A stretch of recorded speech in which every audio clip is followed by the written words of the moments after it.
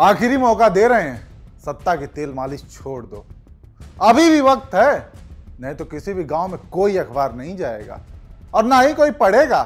हम इनको कुछ दिनों का समय देते हैं। हम अपने समर्थकों से कहेंगे कि ऐसे ऐसे अखबारों को अगर नहीं सुधरोगे तो आपका बॉयकॉट करेगा, कोई गांव में अखबार नहीं जाएगा, ना कोई पढ़ेगा। जो देश को बर्बाद कर रहे, सबसे बड़ी भूमिका मीडिया की है। बिके हुए लोग हैं ये लोग, बिके हुए लोग हैं। आज बिहार में हत्या हो रही है, लूट हो रही है, अपराध बढ़ रहा है, लेकिन इन कायरों में इतनी हिम्मत नहीं है कि पहले पन्ने पर छाप सके। जो घटना अभी हो रही है, अगर मेरे समय में होती तो मीडिया ने खाल नोच लिया होता। देश को बर्बाद करने में सबसे बड़ी भूमिका मीडिया की है। बिके हुए लोग हैं, बिके हुए। आज बिहार में अपराध हो गया, बढ़ रहा है, लेकिन इन कायरों की हिम्मत नहीं है कि पहले पन्ने पे छाप सके। कायर है ये। तेजस्वी की बॉडी लैंग्वेज साफ बता रही है गोदी मीडिया के रवैये से वो कितने खफा हैं। और शायद पहली बार तेजस्वी यादव को इतने गुस्से में देखा गया, और इनका यह गुस्सा गोदी मीडिया पर था।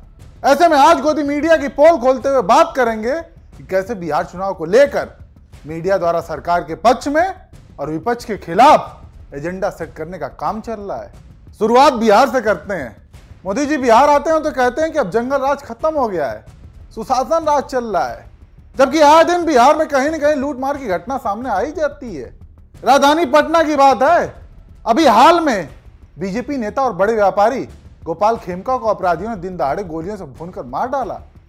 कभी मंत्री पर हमला हो जाता है, कभी एमएलए के रिश्तेदार मारे जाते हैं, और कभी व्यापारी।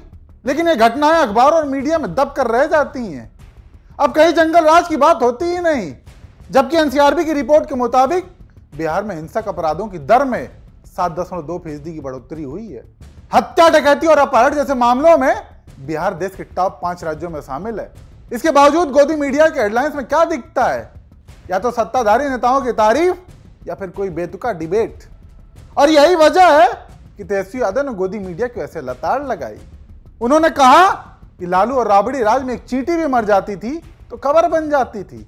और आज भी जो घटनाएं बिहार में हो रही हैं, ये अगर मेरे समय में होती तो मीडिया वाले खाल नोच लेते। लेकिन आज बिहार में लगातार अपराध बढ़ रहा है, फिर भी इन कायरों में इतनी हिम्मत नहीं है कि पहले पन्ने पर खबर छाप सके। और यही नहीं, तेजस्वी यादव ने चेतावनी भी दी कि कुछ दिन का समय देते हैं, अगर नहीं सुधरे तो बाइकआउट करेंगे। लालू जी का राज था, राबड़ी जी का शासन था, विपक्ष का खबर पहले पन्ने में छपता था। कहीं चींटी मर गई तो उसको दिखाया जाता था। आज बिहार में अपराध हो गया, बढ़ रहा है, लेकिन इन कायरों की हिम्मत नहीं है कि पहले पन्ने पे छाप सके। कायर है ये। और ऐसे अखबार हैं, हम इनको कुछ दिनों का समय देते हैं। हम अपने समर्थकों से कहेंगे कि ऐसे ऐसे अखबारों को अगर नहीं सुधरोगे तो आपका बॉयकॉट करेगा, कोई गांव में अखबार नहीं जाएगा, ना कोई पढ़ेगा। साथ दीजिएगा आप लोग। जो देश को बर्बाद कर रहे, सबसे बड़ी भूमिका मीडिया की है। गोदी मीडिया को यह चेतावनी एक वेकअप कॉल है, लेकिन सवाल यह है कि क्या ये लोग सुधरेंगे या फिर अपने पुराने डर्रे पर चलते रहेंगे, जहां सत्ता की तारीफ ही उनकी ब्रेकिंग न्यूज है।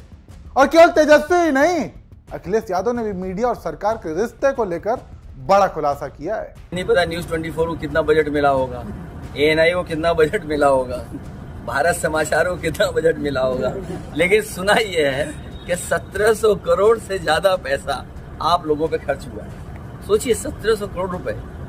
तो वो आशीष पटेल जी जो कुछ कह रहे होंगे, क्योंकि कैबिनेट में बैठते हैं, सरकार में हैं, तो कुछ तो सच्चाई बता रहे होंगे। अखिलेश यादव के इतने बड़े दावे को हल्के में नहीं लिया जा सकता। खैर बात रही गोदी मीडिया की, तो हालत यह है कि एक राष्ट्रवादी एंकर हैं रूबिका लियाकत, वो तो साफ साफ कहती हैं कि मैं तो अपने मोदी जी को डिफेंड करूंगी, जिसको जो करना है कर लो। सुनिए, ताल ठोक कर करूंगी देश के प्रधानमंत्री को डिफेंड। कोई माई का लाल मुझे रोक नहीं सकता है, ठीक है? मैं सुनिए, अमीर जामई मत सोचिए, जब एक एंकर की ऐसी भाषा हो तो सत्ता से सवाल पूछने की हिम्मत वो कहां से दिखाएगा? इन लोगों ने सत्ता को डिफेंड करना ही अपना पेशा बना लिया है। इसके भी कुछ उदाहरण दे देता हूं।